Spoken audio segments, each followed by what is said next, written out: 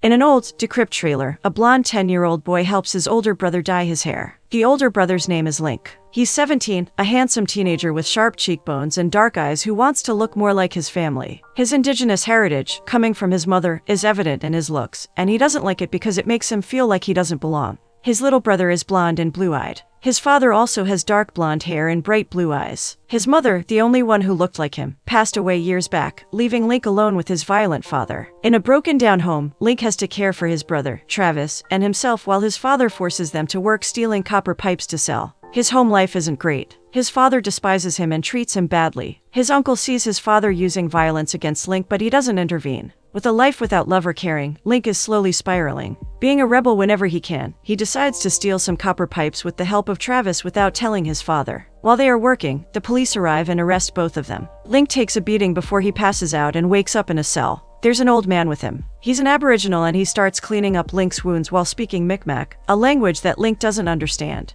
The man's older sister, also an old lady, is there to take him back home, and when his father bails him, Link sees her with Travis. The old lady seems to know Link, and she stares at him sadly for a few moments before they leave. When they get home, Link's father beats him up for disobeying him while his brother stays outside. With his back on fire from his father's fists, Link has a meltdown and destroys his bedroom. He feels angry and hopeless about his situation. Almost an adult with no prospects in life. He dropped out of school to help his father steal, and he has no money to care for him or Travis. Travis helps Link take care of his wounds, sad that his brother has to go through so much violence. As a punishment for his disobedience, his father takes Link's bike away from him. With everything happening around him, Link is angry at the world. Though he's still a kid, no one seems to care about what happens to him or his brother in their household. Link feels lonely and forgotten, and he externalizes his feelings by lashing out when he's angry. After Link's arrest, his uncle brings home a deer he hunted. When Link sees the animal, he feels a kinship because, like him, the animal is helpless against predators. As time goes by, Link and Travis go back to their routine of scavenging. They search for food and objects they can reuse or sell. Link is still being punished by his father, and he wants his bike back more than anything. When his father is too busy drinking, he breaks into his bedroom to search for the bike's keys. His father angrily yells at him while Travis tries to hold him back. While frantically searching for the keys, Link finds something that is going to change his life. There's a birthday card addressed to him from his mother, a person he thought had passed away. He questions his father about it, and his father admits that his mother left when Link was young. He decided to lie to Link to spare his feelings, and for him not to feel abandoned. Link can't believe he has lied to him his whole life. Not only that, but his caring and loving mother left him with his father. He wants to know why. Grabbing Travis and his backpack, Link locks his father in the house and runs. He sets fire to his father's truck and quickly escapes with Travis. They wander the whole night long, trying to get as far from their father as they can. When they stop at a grocery store to buy some food, Link meets a boy about his age. The boy has black hair and dark eyes, and he's also Aboriginal. He recognizes that Link is Aboriginal too, and he watches him with interest while Link goes through a bike magazine. Link feels the boy's look on him and immediately gets defensive, thinking he's judging him. To make things worse, the shop's owner thinks Link wants to steal, and that makes him angry and frustrated. He grabs Travis and they leave the store without buying anything. The boy comes quickly after Link and even gives Travis some candy he wanted. The boy's name is Pasme, and seeing the siblings makes him want to help. He offers a ride to wherever they are going, and after hesitating a lot, Link accepts. The ride is quiet and awkward in the beginning. Link doesn't like to depend on others, and he still isn't sure about Pasme. As for Pasme, he understands Link's anger and tries to help. He has also been in Link's place, feeling lost and lonely in a harsh world that doesn't care for boys like them. While in the car, Link's father finds them and angrily comes after them. Link grabs a cup filled with Travis pee and throws it at his father, making him lose control of his car. He's exhilarated when he sees his father losing his mind.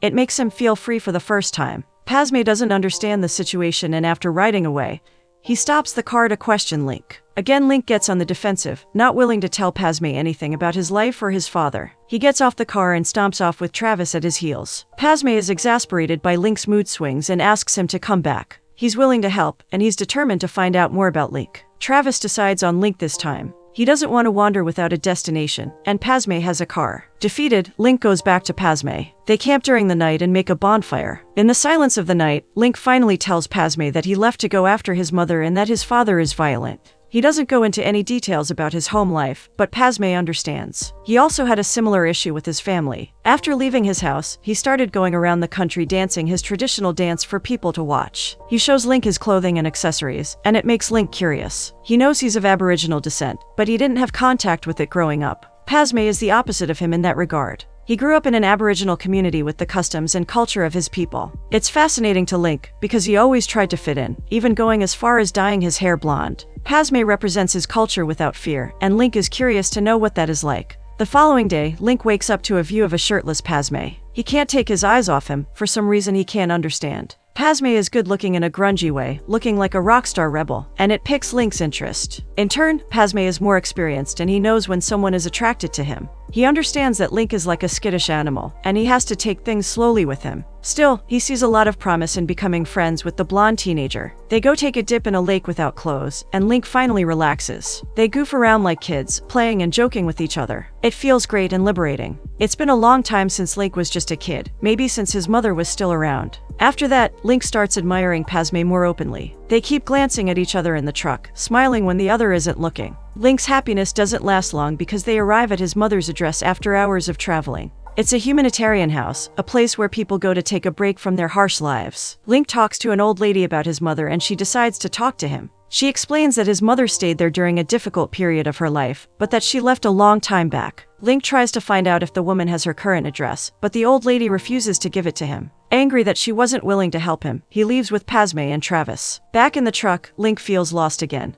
Not knowing what's the next part of his journey, Padme talks to him to try and take his mind off things. He explains that his home life wasn't good either and that his father had issues with alcohol. Like Link, Padme was also raised with, and when he grew up, it became worse. His family was very religious, and when Padme understood he was gay, his mother kicked him out of the house. He had to find a way of surviving by himself, and he did that through dancing. He doesn't have a lot of contact with his family, something that hurts him deeply, though he doesn't admit it. When he saw Link with Travis, he could guess they had a sad story. Link reminds him of himself when he left, angry at the world, bitter that no one tried to take care of him. The truck breaks in the middle of their conversation, and there's nothing they can do to fix it. Once again, Link feels as if the world is against him. Luckily for them, Padme always has a card up his sleeve. He tells the brothers that he has something that can help them figure out their next step. Link's confused, but when Padme hands him a book with addresses he stole from the old humanitarian lady, he can't believe it. His mother's address is there, and he feels hopeful again that he's going to be able to find her. It was all thanks to Padme's quick thinking, and he couldn't be more grateful. Now that he was involved, Padme wasn't going to let Link down.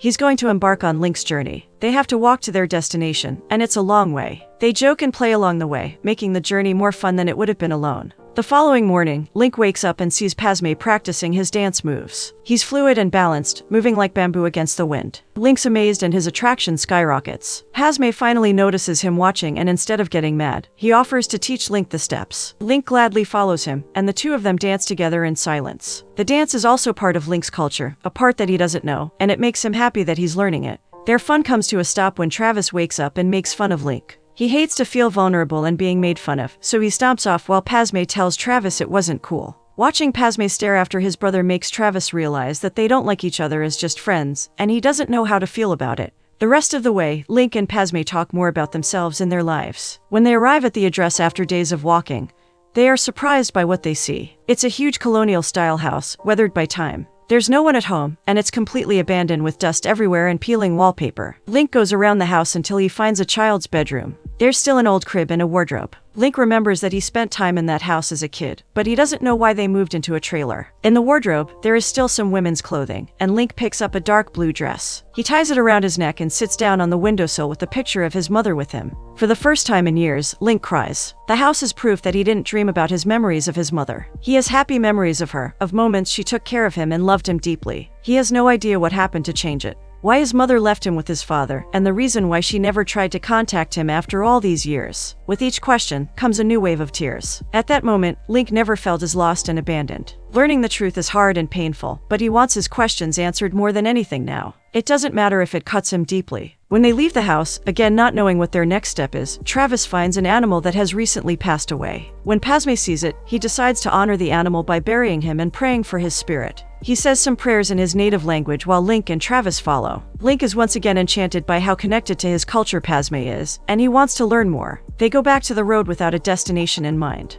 While walking under pouring rain, a man stops his van next to them, offering a ride. The man has long dark hair and he's also Micmac. His name's Smokey, and he's a pastry chef on his way to deliver a wedding cake. He senses there's some story to the group of young boys wandering on the road, but no one is willing to talk about it. When he asks where they are going, Link replies that it doesn't matter. Feeling sorry for the kids, Smokey tells them that if they help him with the delivery, He's going to give them a warm meal. Hungry and tired, they accept it. Link is the one chosen to help him out. They stop at a grocery store and Smokey asks Link to make a diversion while he delivers the cake, so the store owner doesn't see him. The boys are confused by the arrangement but don't say anything. When Link enters the store, there's a short boy there working. The instant he sees Link, he starts speaking Micmac, but Link once again doesn't understand. The boy makes fun of Link's blonde hair, and Link starts getting frustrated. He even gives Link hair dye to dye his hair dark again. When Smokey makes a noise at the back of the store and the boy leaves to go see what it is, Link runs. Smokey compliments his stealth and admits that he was just pranking him. The boy at the store is Smokey's nephew, and he knew he was going to pick on Link's hair. Padme finds it funny, but Link is confused. As he promised, the man gives them a cake to eat, and they gratefully accept it.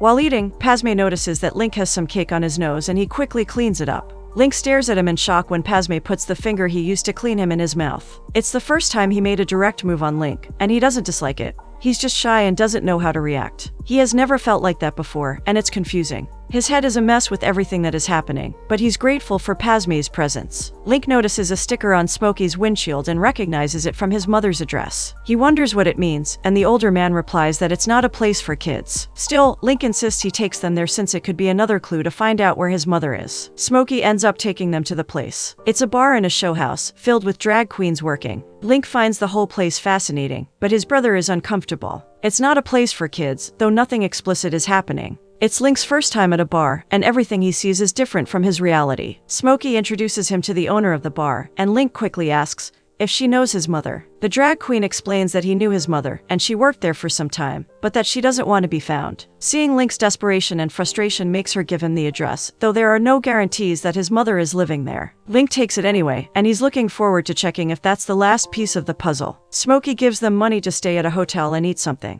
Link is immensely grateful for his generosity, but Travis isn't so much. He's tired and he doesn't think Link really needs him on his journey. He's also jealous of Padme and thinks Link is going to replace him. Link thinks he's being ridiculous because he would never stop caring for him, and Padme wasn't replacing anyone. Travis begrudgingly accepts it but points out that it's obvious Padme is into Link. He doesn't care if his brother has a relationship with another boy, all he wants is for Link to be happy. As long as Padme doesn't try to take his place, he's fine with it. Link is embarrassed and denies it, but deep down he knows his own feelings. He's attracted to Padme, and he feels a connection to him he never felt with anyone. He's also a great companion, following and supporting them no matter what. It's a loyalty link that isn't used. At the motel, they eat pizza and sleep in a warm bed. Before he falls asleep, Travis words about Padme circle around Link's head. He stares at Padme's sleeping form and wonders what would happen if they got together. They continue their journey in finding Link's mom. He and Padme are excited and having fun, but Travis is tired of walking. At night, when Travis is already sleeping, Link sees Padme taking off his clothes to take a dip in a nearby lake. Padme challenges Link to go with him, and Link leaves his brother sleeping, following the half-naked boy. It's freezing and jumping into the water is exhilarating. They stay there for some time, having fun and watching the stars. Padme watches Link's relaxed expression and approaches him. They finally kiss after staring at each other, and the kiss leads to them being intimate. It's Link's first time with a boy, and it's new and good. The following day, he doesn't know how to act. Padme is worried he's going to push him away after being intimate, but Link explains that he's only confused. He enjoyed being with Padme, and it's obvious he has feelings for him. He just doesn't know how deep those feelings go. Since Travis is so tired of walking and feeling hungry, Link decides to call his uncle so he can take them to their next destination. Padme doesn't think it's a good idea and that his uncle is going to bring his father to them. He's also afraid that Link is going to leave once he finds his mother or not. After so long being alone, Padme doesn't want to lose Link and Travis. They have great chemistry together, and Link understands his situation better than anyone. He doesn't want to be alone again. In his fear, Padme tells Link that he's obsessed with finding someone that doesn't want to be found. That there's a reason his mother didn't want him before and it probably didn't change. His words play on Link's deepest insecurities, and it hurts. When he's hurt, Link lashes out. He tells Padme that his mother isn't like Padme's, who abandoned him because he's gay. It's Padme's turn to be hurt, and he walks away from Link. He's upset with the blonde, but deep down he understands. He knows what it is like to feel lost, lonely, drifting in a world that doesn't see him. He knows what it is like to be betrayed by the same people who are supposed to take care of him. He just doesn't want to be alone again when Link leaves with Travis. Link regrets speaking to Padme like that and using his orientation against him like it was a bad thing. He tries to apologize to Padme, but in his anger, Padme pushes him away. They get into a physical fight before Padme storms off again. Link doesn't want him to go. It hurts to see him walk away, especially after everything they went through together. Swallowing his pride, he follows after him again. They walk a bit further from where Travis is, cooling off their tempers and emotions. Link sits next to Padme, and he starts crying. He confesses that it's been 3 months since he last saw his family and that they don't care if he's alive or not. Link is the first person in months, maybe years, that cared for Padme. Link thinks Padme has a perfect life, being free to go anywhere he wants, but freedom comes with a price. He doesn't have any money to enjoy things in life, he struggles to go by, and he's lonely. He thinks Link is lucky to have someone there for him, and that he will never be alone. Link makes fun of their misfit lifestyle, and it makes Padme laugh. They kiss again and hold each other as if they are each other's lifeline. After the heartfelt confession, things go back to normal for the two boys. They are closer now, and Padme is still willing to follow Link to find out where his mother is. On the way, Link asks him to teach him some sentences in his native language, to surprise his mother when he sees her. A few days later, they finally arrive at the community Link's mother is living in. There they see the same old lady from the jail, and she invites them to her house. She lets them clean up and rest, giving them a hot meal. The old lady takes care of a bunch of kids from the community, and they all go to her house to make some food and hang out. When they have time alone, Link finally asks about his mother. The old lady takes him to a path in the middle of the woods and lets him go by himself. On his way, he sees a cozy wooden cabin and a woman he instantly recognizes. She's older, but he could never forget her face. It's his mother. Link is emotional, but he doesn't know what to say to her. The woman is surprised at seeing him after so many years, and she doesn't know how to act around him. After some time, she finally approaches him and touches his hurt face. Link starts crying. His mother hugs him tightly, holding him together as he falls apart. It takes a lot of courage, but he finally asks why she left him. She explains that she was running from her life, from her mistakes. Surprisingly, she admits that Link's father tried to keep their family together, and it was her fault that she left. She was scared and lost, ashamed of what she was doing to her family. Link doesn't judge her. He knows exactly what it is like to run away from your problems, and though he's hurt, he gets why she did it. Taking a deep breath, he asks if she still wants to be his mother. She smiles and hugs him again. When they go back to her cabin, Padme and Travis are there waiting for him. Link isn't carrying a weight on his shoulders anymore, and even his face is more open. He knows what path to take now that he understands why his mother left. He came to the end of his journey, and it made him grow. He isn't alone anymore. Padme is there to hold him, and Travis is a constant in his life. Even if he's not staying with his mother, the certainty that she's there for him is good enough. They go back to their journey, this time with no destination in mind. Padme takes them to the beach and puts on his dancing clothes. Link and Travis join him, dancing like there's no tomorrow. Link never felt more liberated than he was at that moment.